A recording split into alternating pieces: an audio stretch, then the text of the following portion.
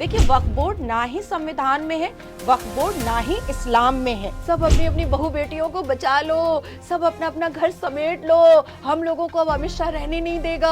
ये भी क्लेम किया जाता रहा है कि जो दिल्ली का जो इंडिया गेट है, दिल्ली की जो पार्लियामेंट है, राष्ट्रपति भवन है, ये सब वक्फ की जमीन है। लाखों करोड़ों मुसलमानों ने दरखास्त लगाई है कि मोदी जी कर दो ऐसा, नहीं तो हम मर जाएंगे और ये मलाई चाटेंगे।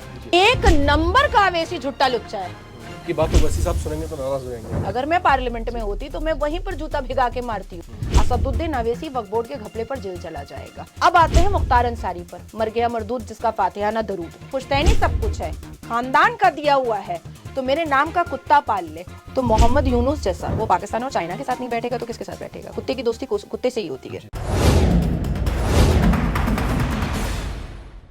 वक्फ अमेंडमेंट बिल लोकसभा में भारी शोर शराबे के बीच में पास हो चुका है। वक्फ बिल के जो प्रावधान है और जो संशोधन इसमें किया जा रहा है, उसको लेकर के जबरदस्त तरीके से संसद के भीतर भी हंगामा होता रहा और पिछले कुछ हफ्तों से सड़कों पर भी लोग हंगामा करते हुए दिखाई दिए। ये संशोधन आखिर है क्या और क्यों इस पर इतना बवाल मचा हुआ है, उन तमाम बातों पर बारीकियों पर जो है बातचीत करने के लिए हमारे साथ इस समय मौजूद हैं नाजिया इलाही खान साहिबा। हर हर महादेव। नाजिया जी जो है सुप्रीम कोर्ट के अधिवक्ता हैं और भारतीय जनता पार्टी की नेता भी हैं। इसके अलावा इनके वजूद की एक बड़ी पहचान ये है कि ये जो है अक्सर ज्वलंत मुद्दों पर बेबाकी से अपनी राय रखती रही हैं और इसी वजह से, क्योंकि बेबाक होकर के बोलती रही हैं, कुछ मुस्लिम स्कॉलर्स और कुछ मुल्ले मौलवियों की नजरों में ये हमेशा चढ़ी रहती हैं, उनके निशाने पर हमेशा बनी रहती हैं। सिर्फ भारत ही नहीं, बांग्लादेश और पाकिस्तान में भी इनके नाम के खूब चर्चे रहे हैं। बहुत सारे मुद्दों पर जो है इनका विरोध भी किया जाता रहा है। आज क्योंकि विषय ऐसा है और बहुत संजीदा विषय है वक्फ अमेंडमेंट बिल का, जिसको लेकर के इस समय देश में गर्मा गर्मी मची हुई है, उसी पर हम विस्तार से आज बात करने जा रहे हैं और फिर उसके तमाम पहलुओं पर नाजिया जी प्रकाश डालने वाली हैं। जी नाजिया जी, पहला सवाल मैं आपसे यही करना चाहता हूं कि जो अमेंडमेंट्स हो रहे हैं इस पर जो है इतना शोर शराबा क्यों? आखिर इतनी आपत्तियां इसको लेकर के क्यों हो रही हैं? क्या है ये आखिर? अब चोर को पकड़ा जाएगा तो चोर तो चिल्लाएगा। जी। दुखती हुई दर्द पर अगर हाथ रखा जाएगा तो वो तो परेशान होगा। किसी के पॉकेट से अगर पर्स निकाल लिया जाएगा और उस चोर को रंगे हाथ पकड़ लिया जाएगा तो तकलीफ तो होगी। देखिए, मैं फिर से अपने स्टेटमेंट पर बिल्कुल कायम हूं और स्टक हूं कि वक्फ बोर्ड में संशोधन की जरूरत नहीं थी, वक्फ बोर्ड को वैनिश और इरेज करने की जरूरत थी। आप बहुत बड़ा बयान दे रही हैं इस समय। हाँ, इवन यहीं पर नहीं रुकूंगी मैं, यह even all India Muslim personal law board में भी ताला लगाने की जरूरत थी। अच्छा। है अभी भी, और हमें होप है क्योंकि मोदी है तो मुमकिन है।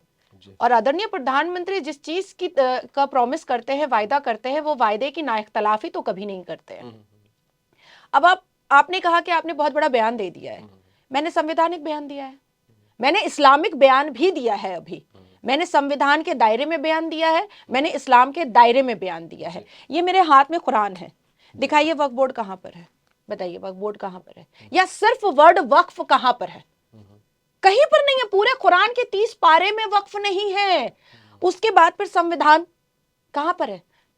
कहीं पर है? कोई आर्टिकल है? अब मैं ये नहीं कहूंगी 1921, वो आपका फ्रीडम ऑफ रिलीजन है, वो आपका फ्रीडम ऑफ स्पीच है, वो आपका फ्रीडम ऑफ एक्सप्रेशन है। लेकिन फ्रीडम ऑफ रिलीजन और फ्रीडम ऑफ स्पीच और एक्सप्रेशन के साथ साथ जब आप 19(1) पढ़ते हैं तो उसके ठीक नीचे 19(2) भी आता है, रीजनेबल रिस्ट्रिक्शंस भी आते हैं। तो जरा उसको भी पढ़ना चाहिए मुसलमानों को। देखिए, वक्फ बोर्ड ना ही संविधान में है, वक्फ बोर्ड ना ही इस्लाम में है, हमारे अल कुरान में है।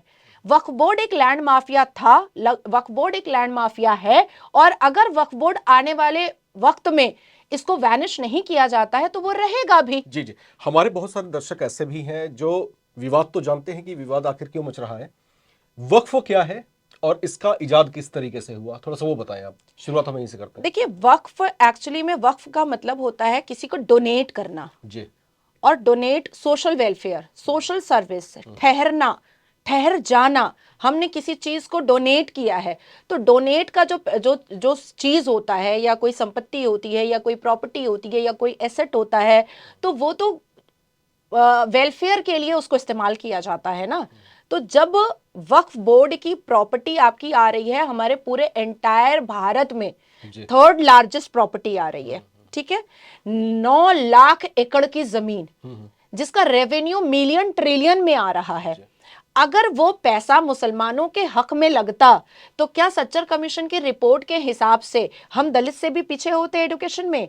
आज जो लोग मोदी, योगी और अमित भाई के ऊपर बिल फाड़ रहे हैं, उनको कोस रहे हैं या उनको गालियां संसद के बाहर या संसद के अंदर दे रहे हैं, तो भाई आप सच्चर कमीशन के में जितने मेंबर हैं, जो मेंबरान हैं, उससे भी तो बात कीजिए, क्योंकि इससे रूबरू जो घोटाला हो रहा है उससे रूबरू तो सच्चर कमेटी ने करवाया, तब जाकर के ये बात आई है। 2017 में जो वक्फ बोर्ड स्कैम बस्ट हुआ, बहुत सारे मुतवल्लियों का स्टिंग ऑपरेशन हुआ, वो किस तरीके से वक्फ बोर्ड को अपने बाप की जागीर समझ चुका था, मुल्ला औरंगजेब की जागीर समझ चुके थे, कुछ मौलवी जो है वो अपने बाप का जहेज समझ चुके थे और उसको अपने अपने निजी मुफाद के लिए इस्तेमाल कर रहे थे।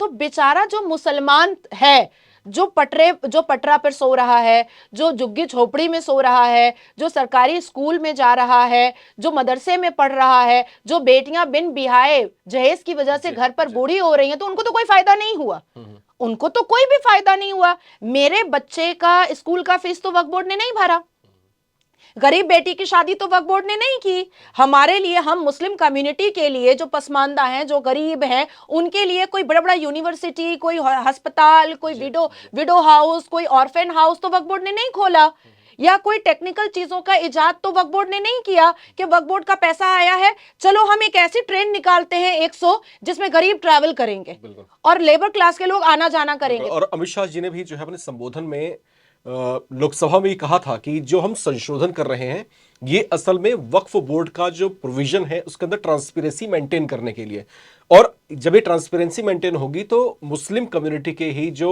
लोग हैं उन तक जो है इसका फायदा पहुंच पाएगा। इस तरह की उन्होंने बातें पार्लियामेंट में कही। लेकिन ये संशोधन में जो नए प्रोविजन यहां पर जोड़े जा रहे हैं, तो विपक्षी दल के नेता और खासतौर से मुस्लिम कम्युनिटी और AIMPBL जो है, उनका यह कहना है कि भाई संशोधन जब आप कर रहे हैं तो ये मुस्लिमों के हक में डाका डाल रहे हैं।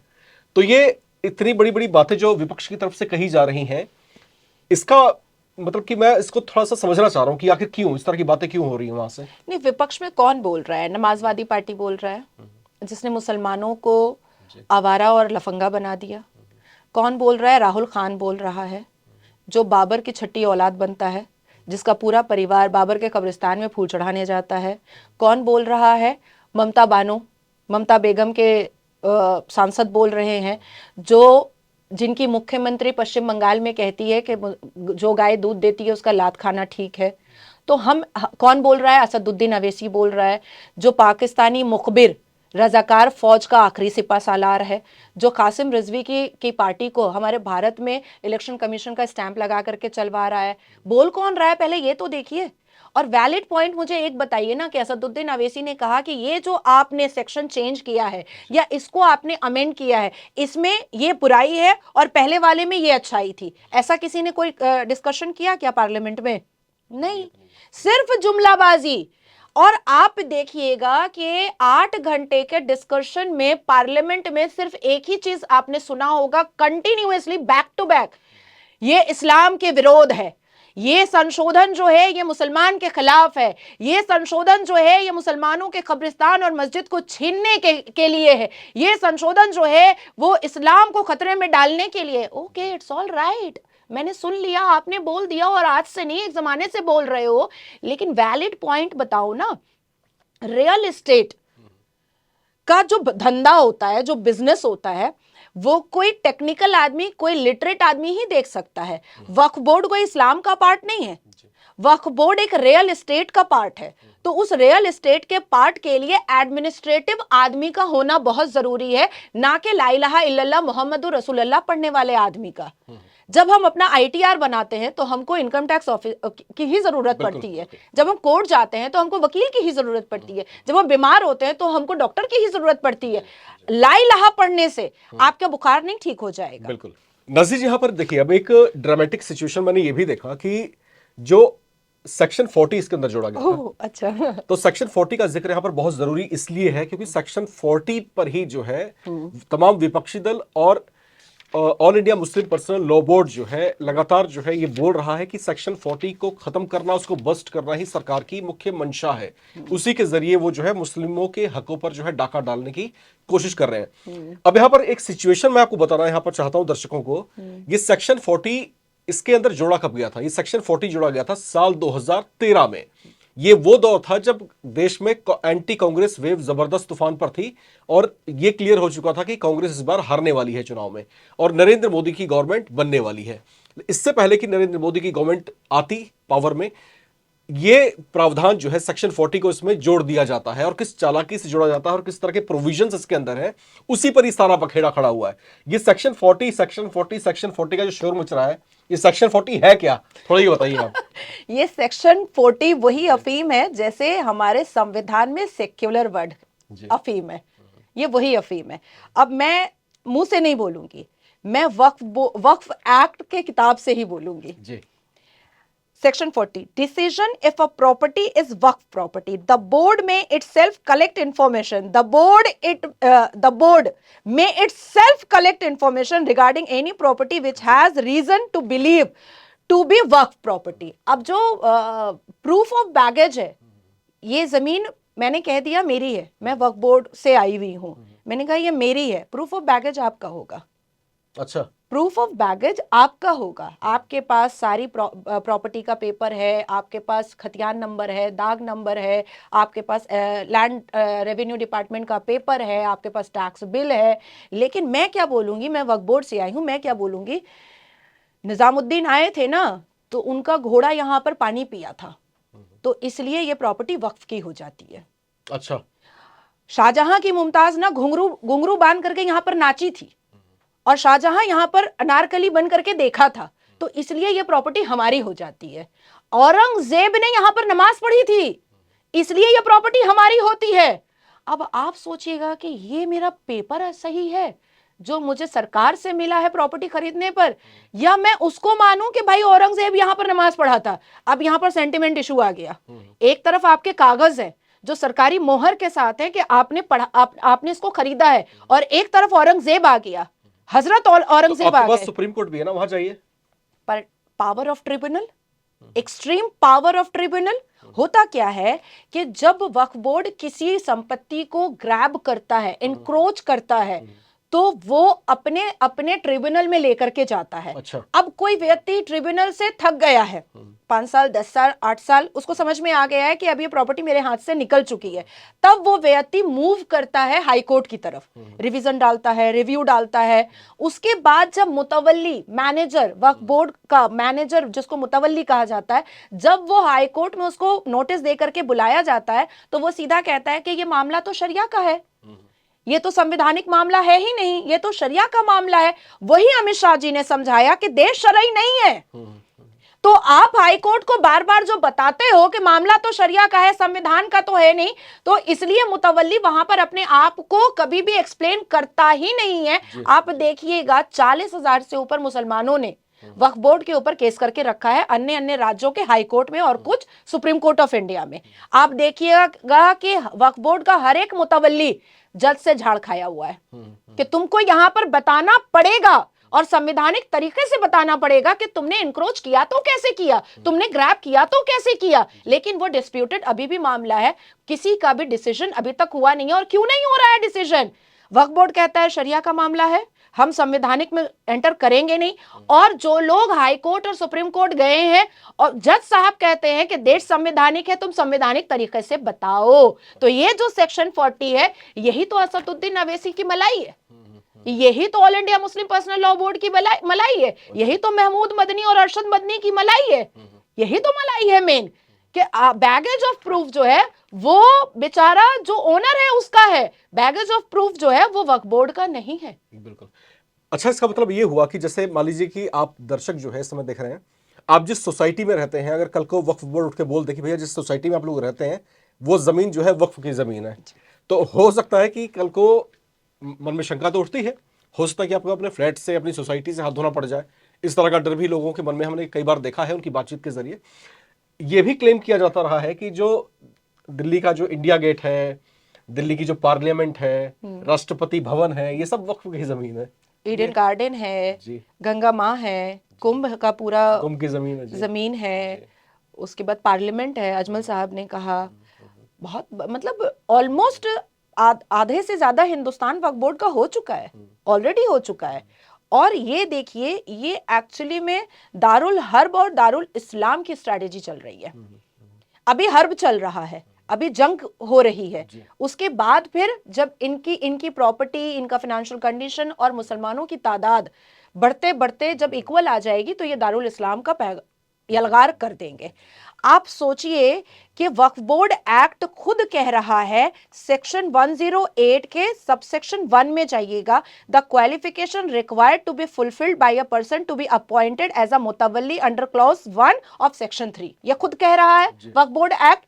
तो जब ये मामला ट्रिब्यूनल से उठ करके हाई कोर्ट जाता है, beyond the Waqf act, beyond the Waqf act, तो फिर अगर ये क्वालिफिकेशन रिक्वायर्ड है मुतवल्ली का, तो फिर ये संविधान के आर्टिकल के हिसाब से हाई कोर्ट को संतुष्ट क्यों नहीं कर पाता है? हाई कोर्ट को संतुष्ट कर दो, कोई प्रॉब्लम नहीं है। अगर एक मौलाना है जो एक रियल एस्टेट का काम कर रहा है, एक प्रॉपर्टी का डीलर है वो, तो उसको तो अग्रीमेंट संवैधानिक तरीके से ही बनाना पड़ेगा, भारतीय संवैधानिक तरीके से ही बनाना होगा, शरई तरीके से तो बनाना नहीं पड़ेगा। तो आकर ये जो शरिया को इंटरवीन करवाया जा रहा है हर जगह, ये तो भाई संविधान के खिलाफ जा रहा है, और कहीं ना कहीं देश को तोड़ने की साजिश चल रही है, कंप्लीटली तोड़ने की साजिश चल रही है। अभी मैं एक सेक्शन आपको और बताऊंगी जिसमें आपको हंसी आएगी। आपको पता है, जब वक्फ किसी जमीन पर अपना मतलब धाबा बोल देता है और वक्फ कह देता है कि ये मेरी जमीन है, तो उसके सर्वे का पैसा कौन देता है आप जानते हैं? सरकार देती है। अच्छा जी, आप चैप्टर 2 के सेक्शन 8 में जाइए, the state government to bear cost of survey, साफ लिखा हुआ है। बिल्कुल, मतलब कि वो पूरा सर्वे वक्फ बोर्ड के लिए सरकार अपने पैसे से करके वक्फ बोर्ड को बोलेगा लीजिए, ले लीजिए हमारी जमीन, लीजिए ये भी ले लीजिए। अब जैसे अजमल ने कहा कि पार्लियामेंट जो है वो वक्फ बोर्ड का है, तो दिल्ली की सरकार पार्लियामेंट का सर्वे करेगी, पार्लियामेंट का दाग नंबर निकालेगी, पार्लियामेंट की लंबाई चौड़ाई चौहद्दी नापेगी, और उसके बाद वो सारी चीजें करके वो वक्फ बोर्ड को देगी कि लीजिए ये जो पार्लियामेंट है ये वक्फ बोर्ड का है। जी। अच्छा, एक यहाँ पर छोटा सा मैं एक थोड़ा सा हाइपोथेटिकल हो जाता हूँ। जी। मान लीजिए कि ये अमेंडमेंट बिल नहीं आया होता जी और चीजें यथास्थिति चल रही होती जी और जिस तरीके से जो है मुस्लिम संगठन जो है लगातार क्लेम कर रहे हैं कि तमाम जमीनें और देश की एक बहुत बड़ा भूभाग जो है वो जो है वक्फ की जमीन है, इससे खतरा क्या है आखिर? मतलब क्या डेंजर क्या है? अगर है तो है, ठीक है, इस खतरे क्या है इससे? देखिए राम जी, मैं सबसे पहले आपको ये कहूंगी कि ये बिल अगर नहीं आया होता तो वो मुसलमान जो विक्टिमाइज्ड हो रहे थे वक्फ बोर्ड से, वो कहीं ना कहीं आदरणीय प्रधानमंत्री के घर के बाहर धरना पर बैठ जाते कि आप या तो वैनिश करो या तो अमेंड करो। खुद मुसलमान बैठ जाते, क्योंकि जयपुर में जिस हिसाब से पूरे परिवार को वक्फ बोर्ड ने, मुसलमान परिवार को निकाल करके बेघर और बेछत किया था, वो परिवार और लाखों ऐसे परिवार हैं जो वक्फ बोर्ड को रोज कोसते हैं। तो वक्फ बोर्ड का जो बिल, जो अमेंडमेंट बिल आया है, वो मुसलमान और सच्चर कमेटी के बोलने के बाद ही आया है। ये रातों रात सपना नहीं आया था कि हमें वक्फ बोर्ड को चेंज कर देना चाहिए। वो हालात का जायजा लेने के बाद इसको संसद के पटल पर रखा गया, फिर जेपीसी में भेजा गया और इंटेंशनली भेजा गया है कि सारे लोगों से हम बात करेंगे और 28 राज्यों से हम बात करेंगे और साधारण व्यक्ति से भी हम बात करेंगे, उनकी भी राय सुनेंगे और तब जाकर के हम इसका बिल पास करवाएंगे। तो सिर्फ किरण रिजिजू या अमित शाह जी या मोदी जी के कहने पर नहीं आया है, लाखों करोड़ों मुसलमानों ने दरखास्त लगाई है कि मोदी जी कर दो ऐसा, नहीं तो हम मर जाएंगे और ये मलाई चाटेंगे। ठीक है, अब आती है बात कि अगर ये बिल नहीं आया होता, गरीब मुसलमान और गरीब होता, लावारिस मुसलमान मर जाता, जो मुसलमान चंद पैसों से गुजारा कर रहा था। आपको थोड़ा सा बीच में टोकना चाहूंगा। यहां पर जो है अभी जो दो तरह की तस्वीरें देखी हम लोगों ने, जी जी एक वो मुस्लिम लोग हैं जो सड़कों पर उतरे हुए हैं और कह रहे हैं कि देश में आप कोहराम मचा देंगे, भई ये संशोधन हमको स्वीकार नहीं है। जी हमने एक और तरह का आंदोलन देखा, वो भी मुस्लिम लोग हैं, वो भी सड़कों पर उतरे हुए हैं और बहुत शुक्रिया अदा कर रहे हैं मोदी सरकार का कि आपने बहुत अच्छा किया कि आप ये बिल लेकर के आ गए, ये संशोधन की बहुत आवश्यकता थी। ये दोनों ही मुस्लिम कम्युनिटी के लोग हैं, दोनों ही सड़कों पर उतरे हुए हैं, दोनों आंदोलन कर रहे हैं, अपनी अपनी बात रख रहे हैं। ये कॉन्ट्रडिक्शन मुस्लिम कम्युनिटी के भीतर ही कैसे है? ये क्या कॉन्ट्रडिक्शन क्यों है? आपने दो तरीके के कैरेक्टर को देखा अभी, ये जितना भी वक्फ बोर्ड को लेकर के जो कुछ भी हुआ है, पर मेरे हिसाब से 4 कैरेक्टर के लोग हैं। अच्छा, एक वो जो विक्टिमाइज्ड है, एक वो जो मलाई चाट रहे हैं, जिनको आदत हो गई है इजी मनी, वक्फ बोर्ड के नाम पर, इस्लाम के जस्टिफिकेशन के नाम पर, मजार के नाम पर, इमामबाड़े के नाम पर, इन सारी चीजों के नाम पर। एक वो जो 500 रुपया और बिरयानी का डब्बा और फैंटा का बोतल लेकर के डेली धरना प्रदर्शन में अपनी कमाई कर रहे हैं, और एक वो जो भीतर भीतर चाहते थे कि ये चेंज हो जाए। तो ये जो all India Muslim personal law board है और जो 200-500 लोग हैं जो नेता बन के बैठे हुए हैं, जो इस्लाम के ठेकेदार बन करके बैठे हुए, इनका हिजाब उतर जाए। तो 4 कैरेक्टर के लोग थे। आपने देखा होगा कि जैसे ही ये चीज क्रिस्टल हुआ कि मोदी की सरकार इस बिल को लोकसभा में पास करवा लेगी, अजमेर के चिश्तिया खुलकर सामने आए, केरला के जो फादर थे वो खुलकर के सामने आए, और अन्य बहुत बड़े बड़े जो मुसलमान समाज के लोग हैं वो भी खुल करके सामने आए कि हम इस बिल को एक्सेप्ट करते हैं, जैसे ही उनको समझ में आ गया कि ये पास हो जाएगा। क्योंकि होता क्या है कि इस्लाम चल ही रहा है मुसलमान के ठेकेदारों के डराने से, डरा डरा करके इस्लाम को घसीट घसीट करके चलाया जा रहा है। पहले ही मुल्लाओं ने कह दिया है कि इस्लाम अकल का काम नहीं है, नकल का काम है। तो ये नकलची बंदर बनाया क्यों जाता है? क्या कोई व्यक्ति ये चाहता है जानबूझ करके हम नकलची बंदर बन जाए? वो तो नहीं चाहता है, लेकिन डराया जाता है।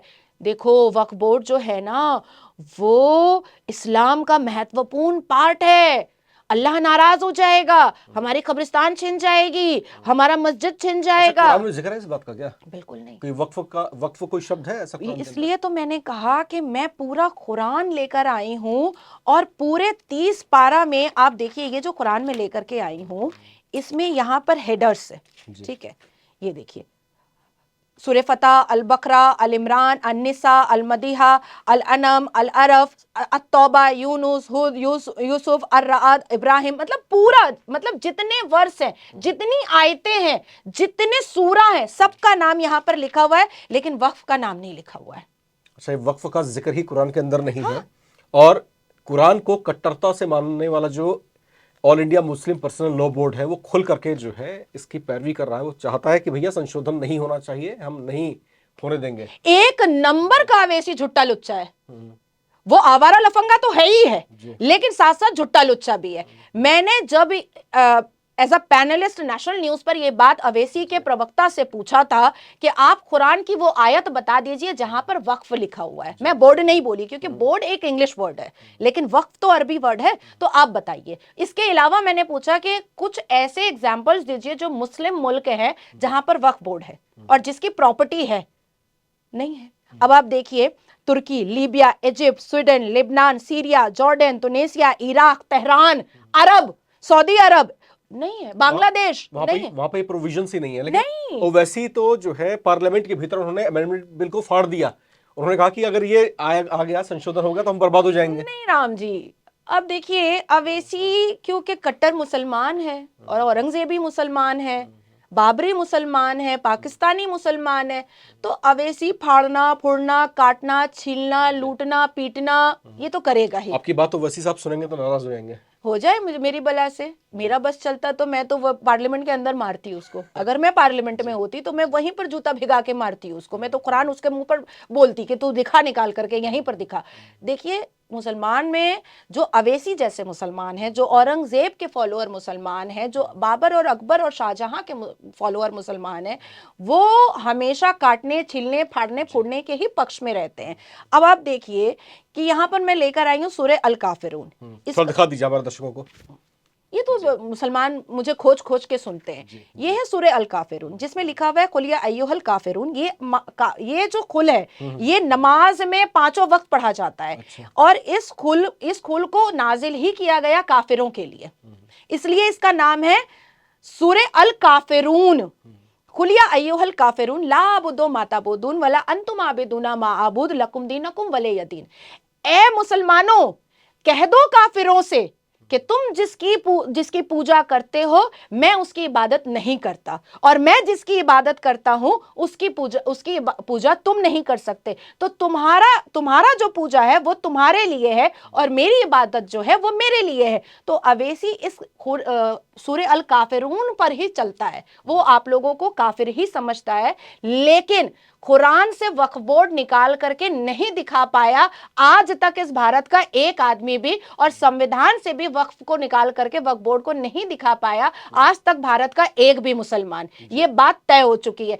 इवन जितने मुसलमान कंट्री के मैंने नाम लिए हैं उस मुस्लिम कंट्रीज में वक्फ बोर्ड का कोई प्रावधान नहीं है। और हमारे भारत के औरंगजेबी मुसलमानों को मैं ये भी बता देना चाहती हूं कि पाकिस्तान में भी वक्फ बोर्ड का कोई प्रावधान नहीं है। अब आती है बात कि राहुल खान क्यों बोलते हैं वक्फ बोर्ड के पक्ष में, या लोग सोचते हैं कि मुसलमानों का वोट लेने के लिए उन्होंने 123 प्रॉपर्टी 2013 में दे दी या 2014 में उन्होंने दे दी, है ना।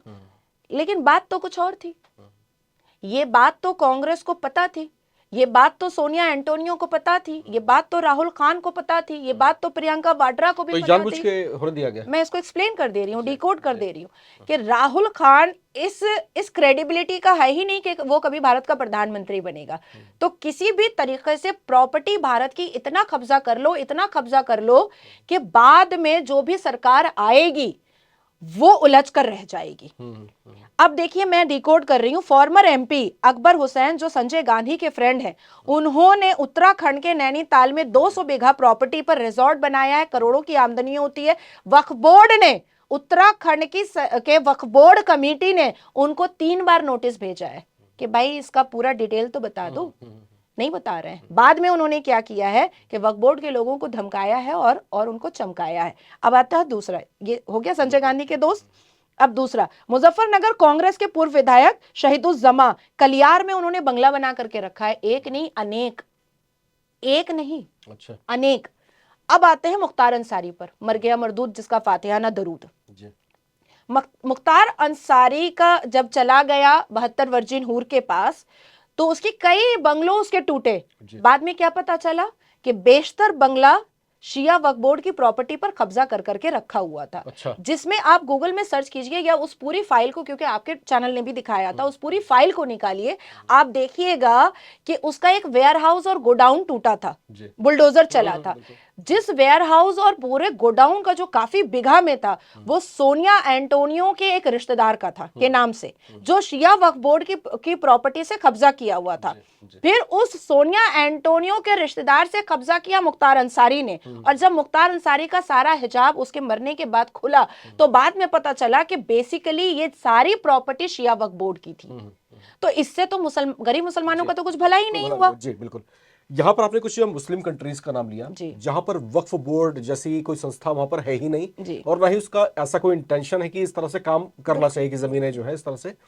अब यहाँ पर क्या भारतीय मुस्लिम जो है या फिर भारतीय मुस्लिम कम्युनिटी के जो संगठन है उनके मन में कोई डर है कि भाई देश में जो है अपनी जमीनें सिक्योर कर लो, वरना कहीं भविष्य में कहीं ऐसा संकट ना उठ खड़ा हो कि भाई हमको जो है हमारे वजूद पर कोई सवाल उठ खड़ा हो। अब यहाँ पर कॉन्ट्रडिक्शन देखिए किस बात को लेकर के है। ये जो मुस्लिम जो लोग हैं जो खुद को सो कॉल्ड सेकुलर कहते हैं, ये लोग कहते हैं हम सेकुलर भी हैं, हम लोग जो है संविधान को भी मानते हैं, लेकिन साथ ही साथ जो है ये सपोर्ट करते हैं मुस्लिम वक्फ बोर्ड को, जबकि हमारे संविधान की मूल प्रस्तावना में ये बात कही गई है कि धर्म, लिंग, जाति, वर्ग आधारित कोई भी संगठन को जो है मान्यता नहीं होगी। हालांकि हरियाणा जो है एक अपने आप में अपवाद के तौर पे है, क्योंकि यहां पर जाटों की खाप पंचायतें चलती हैं जो कि जाति आधारित है। तो हालांकि उस पर भी आपत्तियां होती रही हैं, लेकिन अभी मामला क्योंकि कोर्ट नहीं पहुंचा तो उसका निराकरण अभी उस तरीके से नहीं हुआ। अब यहां पर जो मुस्लिम स्कॉलर्स हैं जो लगातार 3 तरह की बातें करते हैं कि हम सेकुलर भी हैं, हम संविधान को भी मानते हैं, हम वक्फ बोर्ड भी हम चाहते हैं, जबकि संविधान में बोला गया है कि जाति आधारित, वर्ग आधारित, लिंग आधारित इस तरह की जो है कोई भी संगठन मान्य नहीं होगी। तो ये दो तरह की बातें एक साथ कैसे चला रहे हैं वो? जब इस्लामिक स्कॉलर बैठते हैं और हाजी बैठते हैं, हाफिज कुरान बैठते हैं, मौलवी मुल्ला बैठते हैं, तो वो शुरुआत करते हैं देश संविधान से चलेगा, देश संविधान से चलेगा, लेकिन ये पालतू कुत्ता बन के रहेंगे मुस्लिम पर्सनल लॉ बोर्ड के। जब देश ये संविधान से चलेगा तो इसमें मुसलमानों के पर्सनल लॉ बोर्ड का क्या काम है? कोई काम ही नहीं है भाई। आपका कहां से लॉ बोर्ड आ गया? या अगर वक्फ बोर्ड इतना महत्वपूर्ण है, इतना मतलब इंपॉर्टेंट है, जो मैं देख रही हूं इतना इंपॉर्टेंट है, तो फिर ये 1954, मैं 1923 से नहीं पकड़ रही हूं, मैं इतनी छूट दे रही हूं चाचा मामा नेहरू को, मैं दे रही हूं 1954 से लेकर के 2025 तक में ये एलएलबी के स्टूडेंट का पार्ट क्यों नहीं बना सिलेबस का? पढ़ाओ ना, छुपाते क्या हो? छुपा क्यों रहे हो? अगर all India Muslim personal law board है, उसमें लॉ आ रहा है, तो पढ़ाओ ना एलएलबी के सिलेबस में। क्यों नहीं पढ़ा रहे हो? क्या छुपा क्या रहे हो? ओ अच्छा, छुपा रहे हो अजान का मतलब, छुपा रहे हो सूरह अल काफिरून का मतलब, छुपा रहे हो शहादा का मतलब, छुपा रहे हो कि काफिरों को कैसे कैसे डुबा डुबा करके आयतों से मारना है, इसीलिए छुपा रहे हो। जब आ गया एक्ट, वक्फ एक्ट, तो हमारे देश के सभी बच्चों को पढ़ने का हक है। जब आ गया लॉ बोर्ड, मुस्लिम पर्सनल लॉ बोर्ड, तो हमारे देश के सभी बच्चों को पढ़ने का हक है। आज तो देश में आप देखिएगा कि कई बच्चे ये कह रहे हैं कि हमें तो पता ही नहीं है कि ये है क्या, चाहे वो मुसलमान बच्चे हो, चाहे वो अदर रिलीजन और कास्ट के बच्चे हो। लेकिन आप किसी से पूछिएगा कि आर्टिकल 21 का मतलब क्या है, तो हमारे कम से कम अदर रिलीजन के बच्चे उसको बता पाएंगे, क्योंकि उन्होंने पढ़ा है, वो जानते हैं। और साधारण लीगल अवेयरनेस जो है, कुछ कुछ वो लोग अब यूट्यूब से, गूगल से भी पढ़ लेते हैं, लेकिन ये तो आपको गूगल और यूट्यूब पे भी नहीं मिलता। इसके क्लैरिफिकेशन तो मुस्लिम पर्सनल लॉ बोर्ड के क्लैरिफिकेशन और जितनी खुफिया राज है उसमें आप गूगल में निकाल कर दिखाइए, नहीं मिलेगा। क्या आपको ये मिलेगा अल्लाहू अकबर, अल्लाहू अकबर, अल्लाह इज मोस्ट ग्रेट, उसके बाद जो सेकंड आ रहा है अशहदु अल्ला इलाहा, I testify that there is no God but Allah, तो आपके भगवान राम नहीं है, आपके कृष्ण भगवान नहीं है, आपकी दुर्गा मां नहीं है, आपकी काली मां नहीं है, उनका कोई वजूद ही नहीं है। आपने क्या कहा कि क्या मुसलमान डर के प्रॉपर्टी को ये कर रहा है, अपने ग्रैब करके रख रहा है अपनी हिफाजत के लिए? नहीं, बिल्कुल नहीं। आप आयतें पढ़िए, आप आयत पढ़िए, कुरान सूरा नंबर 2 आयत 191 पढ़िए, slay the unbeliever wherever you find them.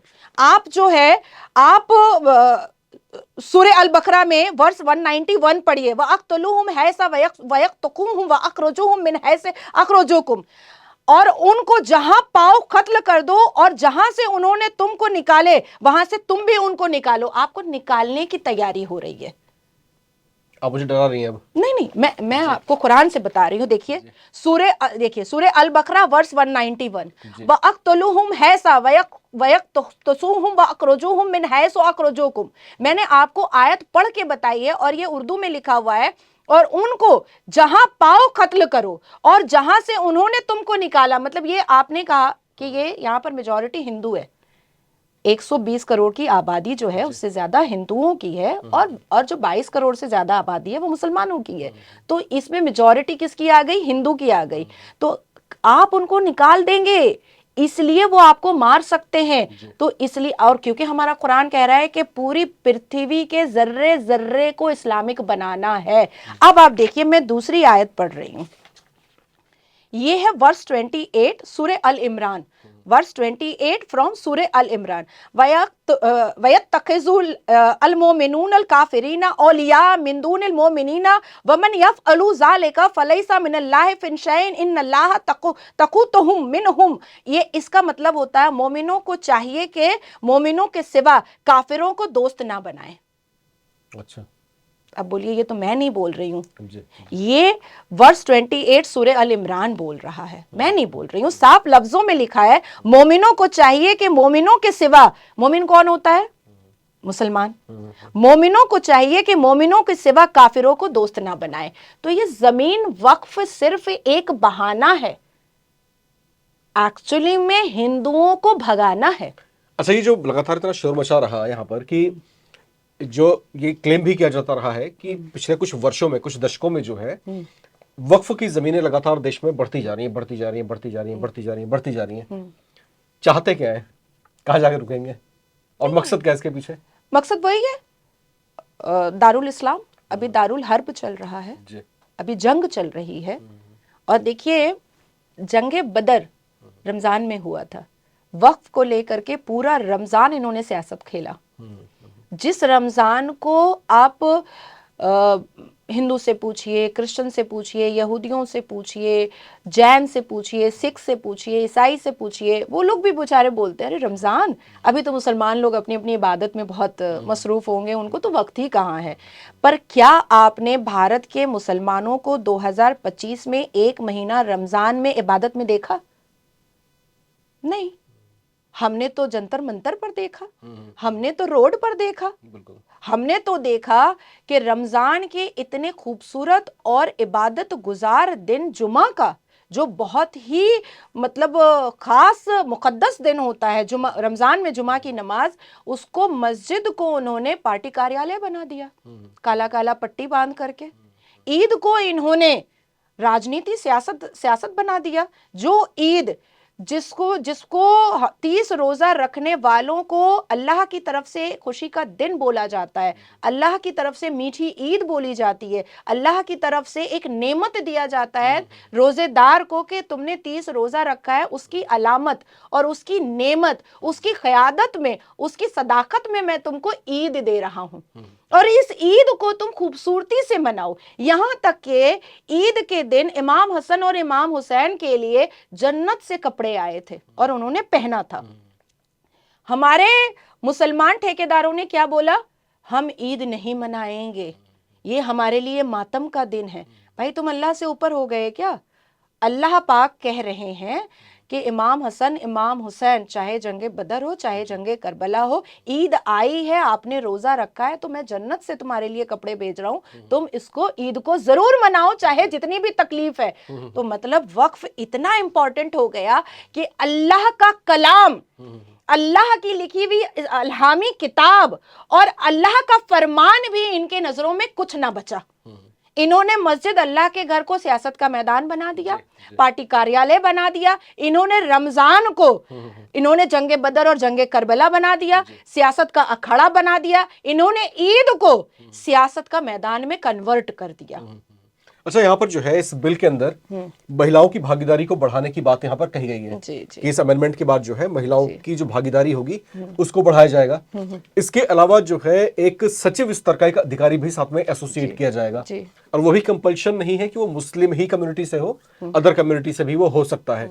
अब इस मामूली सी बात पर भी जो आपत्तियां जताई जा रही हैं कि नॉन मुस्लिम कैसे इसमें इंटरवीन करेगा या कैसे इसके कामकाज को देखेगा, या महिलाओं की भागीदारी तो पहले से ही थी, तो अब मोदी गवर्नमेंट क्या कर रही है, तो ये आखिर ये झगड़ा किस बात का है और क्यों है? इस पे आपत्ति नहीं होनी चाहिए कम से कम। नहीं राम जी, मैं इस बात को बिल्कुल अग्री करूंगी कि महिलाओं की भागीदारी के लिए बोला गया था, कांग्रेस के कार्यकाल में ही बोल दिया गया था कि वक्फ बोर्ड एक्टिव मेंबर्स तो पहले भी हमने देखे नहीं। मैं आपको या थी भी तो बहुत चुनिंदा, आप उंगलियों पर गिन सकते हैं, तो एक्टिव मेंबर तो बहुत सक्रिय नहीं रही। इसके लिए आपको पहले ये समझना पड़ेगा कि मुसलमान पुरुषों की नजरों में महिला की औकात क्या है। ठीक है, लेकिन कांग्रेस की सरकार ने महिलाओं की भागीदारी बोली जरूर थी, लेकिन कभी पलट करके देखा नहीं था। और जिस तरीके से हमारे हक के लिए 2 दिन से अमित शाह जी लड़ रहे हैं, वो हमने नहीं देखा था, वो हमने दूर दूर तक नहीं देखा था कि जिस तरीके से अमित शाह जी मुसलमान बेटियों को वक्फ बोर्ड की हकदारी के लिए वो लड़ रहे हैं, वो झगड़ रहे हैं, वो पसीने पोंछ रहे हैं, वो लोगों को उंगलियां दिखा रहे हैं, वो लोगों से सुन रहे हैं और लोगों को सुना रहे हैं लोकतंत्र के मंदिर में। ये इस तरीके से एक पिता के रूप पर, मुसलमान बेटियों के एक पिता के रूप पर कि बेटी का हक बेटी को मिलना चाहिए, ये किसी सरकार ने नहीं किया था, जो हमारे अमित शाह जी ने किया है। मैं उनका पैर छू करके प्रणाम करती हूँ। अब आती है बात कि पहली बार 1923 से लेकर के जब मुसलमान वक्फ था, उसके बाद वक्फ बोर्ड हुआ, फिर वक्फ एक्ट हो गया, 1993 में एक्ट बना, हाँ, सॉरी 95 में एक्ट बना। हाँ, तो जब 1923 से लेकर के 2013 तक में जब अमेंडमेंट हुआ था, तब तक में इस्लाम के अंडर बैरिकेड से वक्फ बोर्ड का अमेंडमेंट कभी नहीं हुआ था।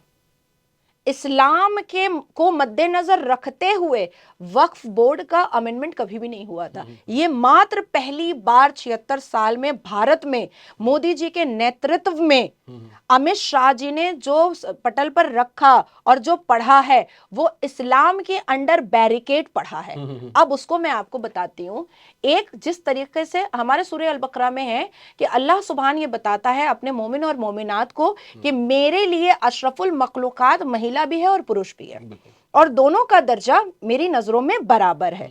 तो वही चीज अल्लाह की उसी कलाम को, अल्लाह के उसी पैगाम को अमित शाह जी ने कल लोकतंत्र के मंदिर में पढ़ा और उन्होंने कहा कि भाई मर्द और औरत दोनों को बराबर से बैठाओ वहां पर। तो ये मुझे बहुत अच्छा लगा और इस्लाम के बिल्कुल दायरे में। दूसरा, हमारी कई आयतों में है अल कुरान अलहामी किताब में कि कोई मुसलमान फिरके में नहीं बट सकता, वो एक रस्सी से बंधा रहेगा और उसके बीच में कुरान रहेगा, और कुरान सिर्फ मुसलमान की पहचान होगी, इसके अलावा कोई पहचान नहीं हो सकती है। लेकिन वक्फ बोर्ड ने क्या किया, हम आगा खानी को नहीं अपने बीच में आने देंगे, हम वहाबी को नहीं आने देंगे, हम अहमदिया को नहीं आने देंगे, हम बरेलवी को नहीं आने देंगे, हम बोरी को नहीं आने देंगे। क्यों नहीं आने दोगे भाई?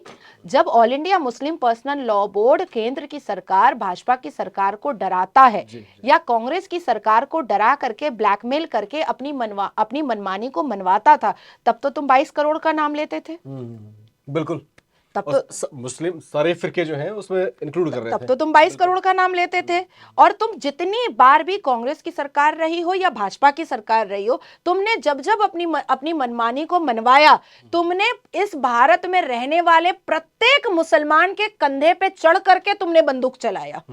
और जब उनके हक की बात आती है तो तुम कहते हो अहमदिया को तो हम मुसलमान ही नहीं मानेंगे, बोरी तो मक्का के हिसाब से चलता है, आगा खानी को तो हम मानेंगे ही नहीं, वहाबी तो जाकर के उनकी महिलाएं नमाज पढ़ती हैं, बरेलवी होता क्या है उसकी टोपी ऐसे होती है, अरे शिया को तो हम मानेंगे ही नहीं, वो तो हमारे इमाम हसन इमाम हुसैन का कातिल है।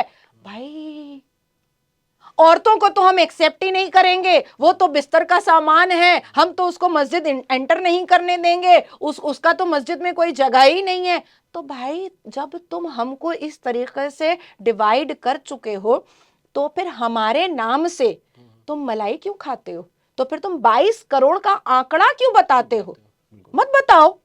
तुम कहो कि जो सुन्नी मुसलमान मोर देन 5 करोड़ हैं भारत में, हम उसके बिहाफ में बात कर रहे हैं। अच्छा, ये वही मुस्लिम स्कॉलर्स हैं जो गजवाए हिंद की बात करते हैं, और जब बात आती है सिर कटाने की तो फिर 22 करोड़ है हम, ठीक है, और फिर जब बात आती है अपने आप को भरने की तो फिर इसके बाद जो है ये डिस्क्रिमिनेशन कर देते हैं। नहीं राम जी, मैं तो आपके चैनल के माध्यम से दोनों चाचा भतीजा अरशद मदनी और महमूद मदनी को मैं चैलेंज कर रही हूँ कि जो गाड़ी, जो संपत्ति, जो बेटियों को जहेज और जिस घर में रह रहा है, इवन आपके जामा मस्जिद के बुखारी के पूरे परिवार को मैं चैलेंज कर रही हूं, अगर साबित कर दिया कि पुश्तैनी सब कुछ है, खानदान का दिया हुआ है, तो मेरे नाम का कुत्ता पाल ले। और अगर नहीं साबित कर पाया, वक्फ बोर्ड का हड़पा हुआ सब कुछ बनाया है, तो महमूद मदनी के नाम का कुत्ता मैं पालूंगी अपने घर पर, और मैं रोज रील बना करके भेजूंगी, अपने कुत्ते को बुलाऊंगी, महमूद मदनी इधर आ बेटा, ऐसे करके।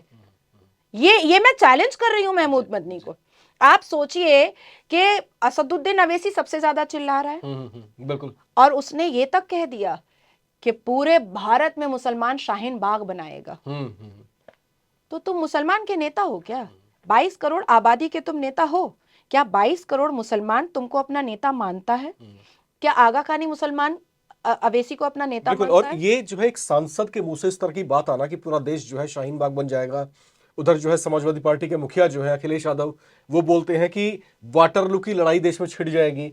तो एक सांसदों के मुंह से आखिर इस तरह की बातें निकल कैसे रही हैं कि जो देश में आंदोलन मचा दे, देश में अराजकता का माहौल बना नहीं दे? राम जी, ये एक्चुअली मेरा टेप रिकॉर्ड रिवाइंड हुआ है। ये पूरा टेप रिकॉर्ड रिवाइंड हुआ और मुझे तो इतनी हंसी आती है। सीए जब आया था ना, हाय सारे मुसलमान अपने अपने लोटा कंबल को सरिया लो, सब अपनी अपनी बहू बेटियों को बचा लो, सब अपना अपना घर समेट लो, हम लोगों को अब अमित शाह रहने नहीं देगा, अब मोदी मुसलमानों को भगा देगा, हाय सर कमर पीट लो, हाय माथा पटक लो, अब तो मुसलमान भारत में रह ही नहीं पाएगा। 1 साल हो गया सीए इम्प्लीमेंट हुए हुए, मुसलमान जाने का तो बात दूर, अभी तक हम घुसपैठियों को नहीं निकाल पाए।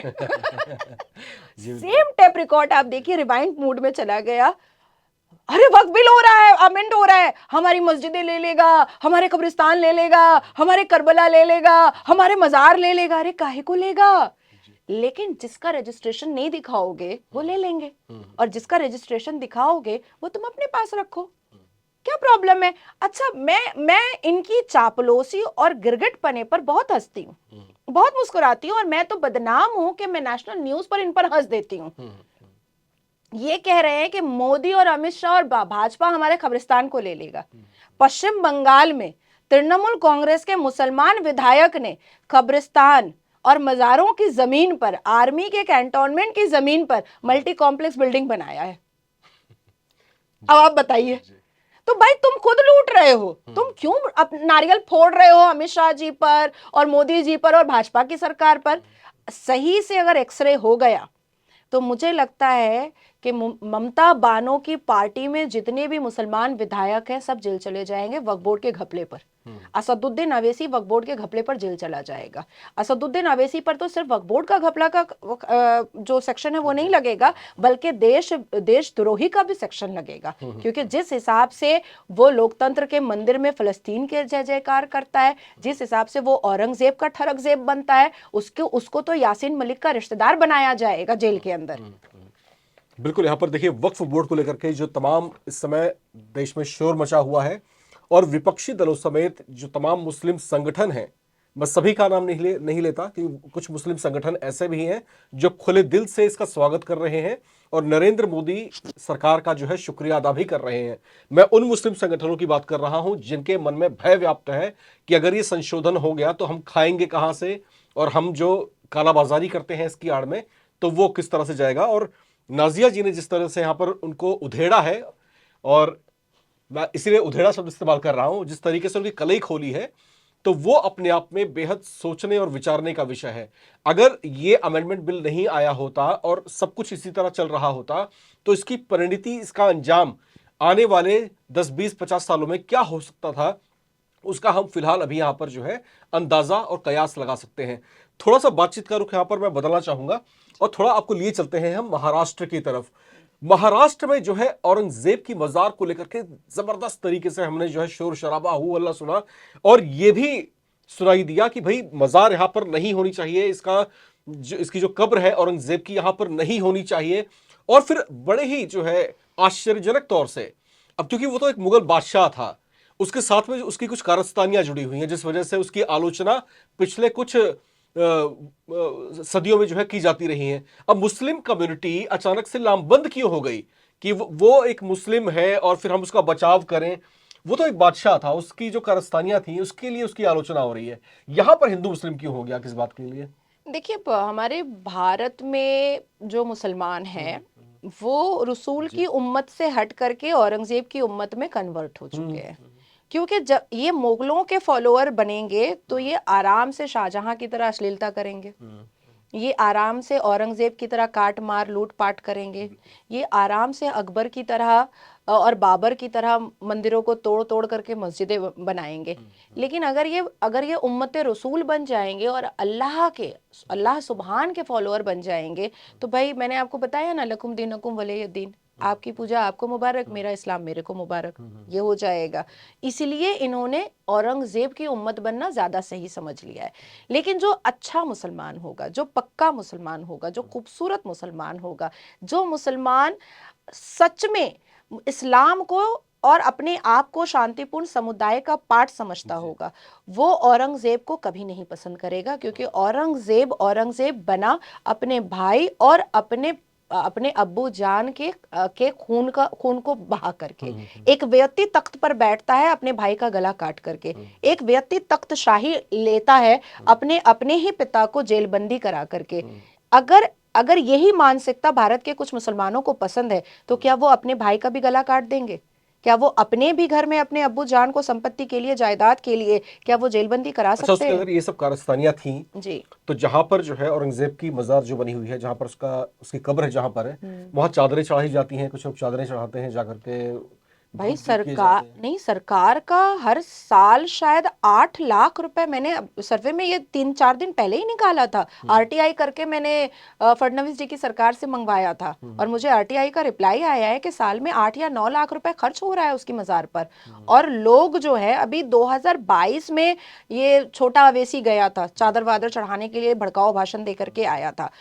तो उसके कब्रिस्तान में जो लोग जाते हैं चादर चढ़ाने के लिए, वो लोग मन्नतें मांगते हैं। आपको पता है कई ऐसे मुसलमान हैं जो हजरत औरंगजेब बोलते हैं, आलमगीर हजरत औरंगजेब, जबकि हजरत जो है वो लगाया जाता है साहबा कराम के लिए, या जैसे हम लोग प्रॉफिट मोहम्मद की बीवी हजरत सूदा अलैहिस्सलाम बोलते हैं, या हजरत मोहम्मद मुस्तफ़ा सल्लल्लाहु अलैहि वसल्लम बोलते हैं। तो इन्होंने क्या किया है, मोहम्मद सल्लल्लाहु अलैहि वसल्लम के इक्वल में औरंगजेब को खड़ा कर दिया है। ये जहालत नहीं कहेंगे इसको आप? ये जहालत नहीं है, गुनाह कर रहे हैं, ये कुफ्र का काम कर रहे हैं। इनको जन्नत नहीं नसीब होगी, और इनको डरना चाहिए कि जन्नत नहीं जाएंगे तो फिर 72 वर्जिन नूर का मजा कैसे लेंगे। आप सोचिए कि अल्लाह ने अपनी अलामी किताब में बताया कि सिजदा सिर्फ मुझ पर जायज है, इवन प्यारे नबी पर भी जायज नहीं है। जी जी। इतिहास के पन्नों को जब हम पलटते हैं, बहुत सारे नाम हैं, जयचंद है उनमें से एक, बहुत आलोचना होती है। इसके अलावा मराठाओं की बात आप कर लीजिए, मराठाओं में जो है रघुनाथ राव थे, उन्होंने अपने भतीजों को कटवा दिया था ताकि सत्ता हड़प सकें, उनकी खूब जम के आलोचना की जाती है। उसी तरह की आलोचना जब औरंगजेब की शुरू होती है, जिसने अपने खुद पिता को जो है जेल में बंद करा दिया जीते जी, पानी के लिए तड़पा तड़पा के मार दिया, अपने भाइयों का कत्ल करवा दिया, अपने भतीजों को कटवा दिया उसने, जब ऐसे व्यक्ति की जब आलोचना शुरू होती है, तो फिर मुस्लिम कम्युनिटी के लोग आखिर क्यों उठ खड़े होते हैं, ये अपने आप में बड़ा ही जो है चिंता का विषय बनता है। क्योंकि अगर ये मानसिकता और ये सोच जो है अगर समाज में पनपती रहेगी, तो हमारा समाज जो है किस दिशा में बढ़ता रहेगा, वो भी अपने आप में खतरे की घंटी है। नज़िया जी, देखिए, सबसे पहले आपको ये समझना पड़ेगा कि आपके सनातन धर्म में राम जी एक्सेप्टेंस है। एक्सेप्टेंस इतना है कि आपको जहां से सीखना है आप सीखो, आपको चर्च जाके सीखना है आप सीख लो, आपको मज़ारे जाकर सीखना है आप सीख लो, आपको पानी के सामने बैठकर सीखना है सीख लो, आपको तुलसी माँ के सामने बैठकर सीखना है सीख लो, आपको मंदिर मस्जिद जहां जाना है आप जाकर सीख लो। इस्लाम में एक्सेप्टेंस नहीं है, किसी भी तरीके से नहीं है, और एक ऐसा सफोकेटिव कमरा है जिसमें जो रिफॉर्म करने के लिए अगर कोई आता भी है तो उसको काट मार दिया जाता है। उस सफोकेटिव कमरे में अगर एक कोई खिड़की भी बनाना चाहता है कि वेंटिलेशन होगा, तो वो खिड़की बनाने वाले को भी काट मार करके खत्म कर दिया जाता है। आप देखते होंगे, चाहे आप अपनी निजी जिंदगी में या अपने एक्वेंटेंस में या सोशल गैदरिंग में या टीवी चैनल पर, क्योंकि आप बहुत फेमस एंकर हैं, तो आप देखते होंगे कि जब भी आप मुसलमानों से कोई बहुत मतलब अच्छे सवाल कीजिएगा, वो चाहे तो उसको बहुत तर्क के साथ और अपने तथ्य और सत्य के साथ जवाब दे सकता है, लेकिन वो गुस्से में आ जाता है। बिल्कुल। तो यहां पर जो है लगातार ये मुद्दा गरमाया हुआ है इस समय, और महाराष्ट्र की राजनीति में इस पर जो है बहुत उठापटक हो रही है, बहुत सारी आलोचनाएं हो रही हैं। मुस्लिम कम्युनिटी जो है लामबंद हो चुका है कि भाई औरंगजेब के बारे में या फिर उसकी गुस्ताखी में, उसको लेकर के कुछ गुस्ताखी ना की जाए। तो इस तरह की बातें बहुत सारी चल रही हैं। खैर, आपको महाराष्ट्र से अब ले चलते हैं बांग्लादेश की तरफ, जहां पर मोहम्मद यूनिस की अंतरिम सरकार शासन को संभाल रही है। बांग्लादेश जिसका वजूद में आना, उसके पीछे भारत का बहुत बड़ा हाथ रहा है। पाकिस्तान से मुक्त कराने के पीछे भारत ने उसको सपोर्ट किया था, और जिस तरीके से उसका वजूद आया वो भारत का उसको एहसान मानना चाहिए। लेकिन मोहम्मद यूनिस अब जाकर के बैठ रहे हैं चाइना की गोद में, मोहम्मद यूनिस अब पुचकार रहे हैं पाकिस्तान को। ये भारत के लिए कितना बड़ा खतरा है, और भारत को क्या करना चाहिए इस बारे में? देखिए, कुत्ता कुत्ता ही दोस्त होता है, शेर शेरी दोस्त होता है। आदरणीय प्रधानमंत्री जाकर के बैठते हैं ट्रंप के साथ, तो मोहम्मद यूनुस जैसा जिसकी 2 पैसे की औकात नहीं है, वो पाकिस्तान और चाइना के साथ नहीं बैठेगा तो किसके साथ बैठेगा? कुत्ते की दोस्ती कुत्ते से ही होती है। अब आपको ये समझना पड़ेगा कि हमारे देश में बहुत सारी गलतियां थी जिसको आदरणीय प्रधानमंत्री के नेतृत्व में ठीक किया गया, चाहे वो 370 का मामला हो, चाहे वो सीएए का मामला हो, चाहे वो वक्फ बोर्ड के अमेंडमेंट का मामला हो। उसी तरीके से जो गलती बांग्लादेश बनाने की भारत के पूर्व सरकार से हुई थी, अब उसको आदरणीय प्रधानमंत्री को ठीक करके बांग्लादेश में हमारे भारत की आर्मी को कूप करवाने की जरूरत है। क्योंकि पाकिस्तान अभी भी इस बात का सामना वो नहीं कर पाता है, क्योंकि जब हम जैसे लोग पाकिस्तान के मेन स्ट्रीम मीडिया में बैठते हैं तो हम लोग कहते हैं कि तुम लोग आज़ादी क्या चीज़ का मनाते हो, हम लोग तो भीख दिए हैं तुमको। वो तो जिन्ना और नेहरू के बीच की लड़ाई थी जो पाकिस्तान बन गया, अदरवाइज नहीं बनता। तो ये चीज उनको अभी भी बर्दाश्त नहीं होता है। और सेम ईयर हम आजादी मनाते हैं, उनको सालगिरह मनाना चाहिए। अगर हम 76 साल की गवाही देते हैं तो उनका भी 76 साल हुआ है। आज 76 साल में भारत कहाँ पहुंच गया, आप सोचिए हम कहाँ पहुंच चुके हैं। हम चंद्रयान 3 को हम सक्सेसफुल कर चुके हैं, लेकिन अभी पाकिस्तान कहाँ पर है। देखिए बांग्लादेश की इकोनॉमिकल सिस्टम जिस हिसाब से क्रैश कर रही है, बांग्लादेश के जीडीपी जो क्रैश कर रहे हैं, बांग्लादेश के ग्राफ जो क्रैश हो रहे हैं, उस और इस्लामिक शरिया वो लोग इम्प्लीमेंट करने की कोशिश में लगे हुए हैं। वहां पर अफरा तफरी का माहौल और भिखारीपना ठीक वैसे ही हो जाएगा जैसे पाकिस्तान हो चुका है। इसलिए भारत की आर्मी को कूप करके उसको अखंड भारत के अंदर ले लेना चाहिए। बिल्कुल। और यहाँ पर देखिए जब हम बांग्लादेश की बात करते हैं या पाकिस्तान की बात करते हैं, पाकिस्तान में तो ऐसे ऐसे प्रोविजन है कि वहां पर हिंदू माइनॉरिटी का व्यक्ति जो है शीर्ष पदों पर नहीं बैठ सकता। वो चाह कितना भी काबिल व्यक्ति हो, वहां का राष्ट्रपति नहीं बन सकता, प्रधानमंत्री नहीं बन सकता, वहां की सीनेट का जो है स्पीकर नहीं बन सकता। तो इस तरह के बहुत अजीबोगरीब जो है प्रोविजंस पाकिस्तान में है। बांग्लादेश में हमने देखा अभी पीछे क्या कुछ हुआ, हिंदू माइनॉरिटी लोगों को किस तरीके से दमनकारी गतिविधियां वहां पर चलती रहीं। और इन दोनों ही देशों को आपत्ति इस बात से है कि मुस्लिम के हकों को हिंदुस्तान में क्यों मारा जा रहा है और वक्फ बोर्ड यहां पर जो है संशोधन क्यों किया जा रहा है। तो पाकिस्तान और बांग्लादेश से भी ये शोर गूंजा है। तो इस पर क्या बोलेंगी आप? नहीं, देखिए आपने अभी पहले कहा कि पाकिस्तान में या बांग्लादेश में किसी हिंदू को नहीं बिठाया जा रहा है। तो देखिए वो जैसे शेख हसीना के नेतृत्व में बांग्लादेश फिर भी थोड़ा सा नॉर्मल चल रहा था, हर एक समुदाय को थोड़ा बहुत संभाल के लेके चला जा रहा था। और पाकिस्तान तो हमेशा से कायदे आजम जिन्ना ने बनाया ही नफरत के लिए, और नफरत से वो पैदा भी हुआ, वो बना भी। तो इनकी नजरों में तो हिंदू काफिर है, हिंदू बुत परस्त है, हिंदू गोबर भक्त है, तो ये कैसे बैठाएंगे। देखिए अल कुरान इस बात की इजाजत, मैंने आपको आयतें पढ़ करके बताई हैं, अल कुरान इस बात की इजाजत नहीं देता है कि किसी इस्लामिक देश में कोई हिंदू काफिर उनका सरपरस्त बनकर के बैठ जाए। ये अल कुरान इस बात की इजाजत नहीं देता है। तो वो कैसे करेंगे? काटना मारना लूटना पीटना जो उनको अल कुरान ने सिखाया है वो कर रहे हैं, कभी कभी धर्म के नाम पर और कभी फिरके के नाम पर कर रहे हैं। ये जो आपने सवाल पूछा कि वक्फ बोर्ड पर, भाई मेरा कहना है कि इंसान पहले अपने घर को बचाता है और संभालता है, तब दूसरे के घर की तरफ देखता है। पाकिस्तान के क्या हालात है, बांग्लादेश के क्या हालात है, वो खुद नहीं संभाल पा रहे हैं। लेकिन क्योंकि ये जो शांतिपूर्ण समुदाय है, ये पूरी दुनिया में अशांति फैलाने में नंबर 1 लिस्ट पर है, नंबर 1 लिस्ट पर है, रेप करने में नंबर 1 लिस्ट पर, हुड़दंग मचाने में नंबर 1 लिस्ट पर।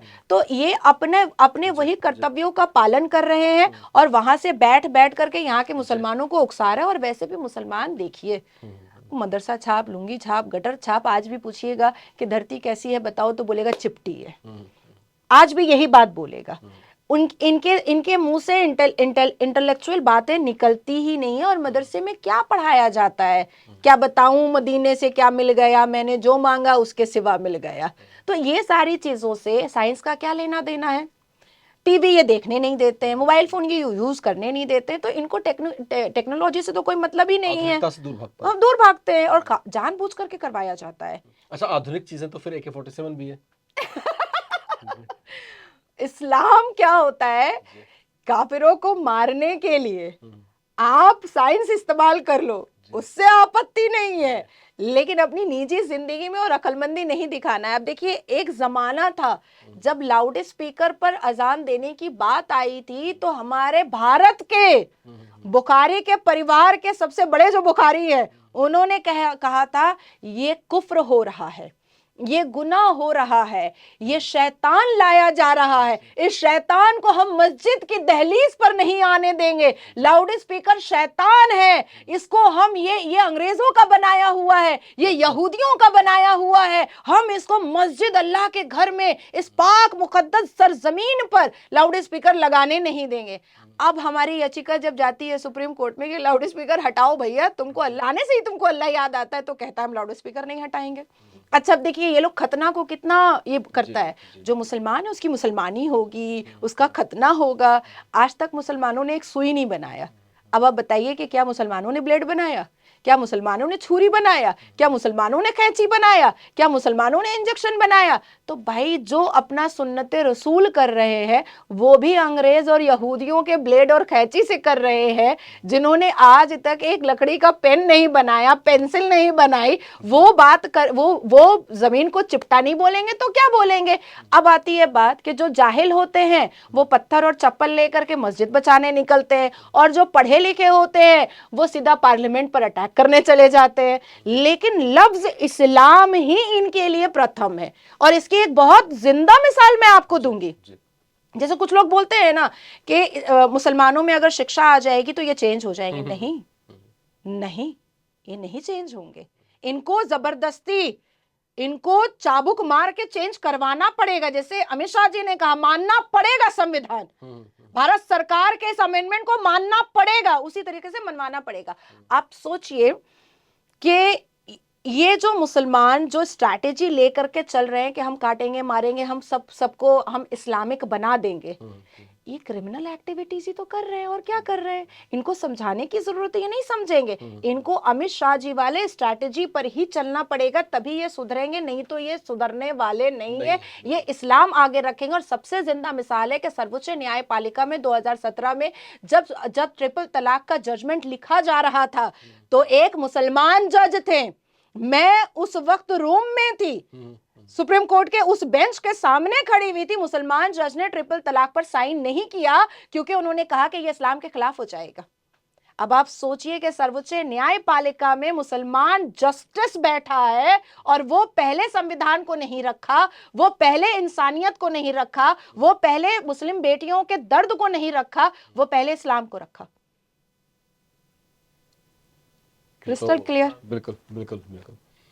तो यहां पर देखिए जिस तरीके से देश में लगातार विवाद छिड़ा हुआ है अलग अलग मुद्दों को लेकर के, और खास तौर से जो प्रेजेंट सिनेरियो है इसमें वक्फ संशोधन बिल को लेकर के जिस तरीके से जो इस्लामिक स्कॉलर्स हैं, जो इस्लामिक संगठन हैं, जिस तरीके से आक्रामक रुख अख्तियार कर रहे हैं, और जिस तरीके से पार्लियामेंट के भीतर भी न सिर्फ मुस्लिम एमपीज बल्कि विपक्ष के तमाम बड़े बड़े चेहरे इसका विरोध खुल करके कर रहे हैं।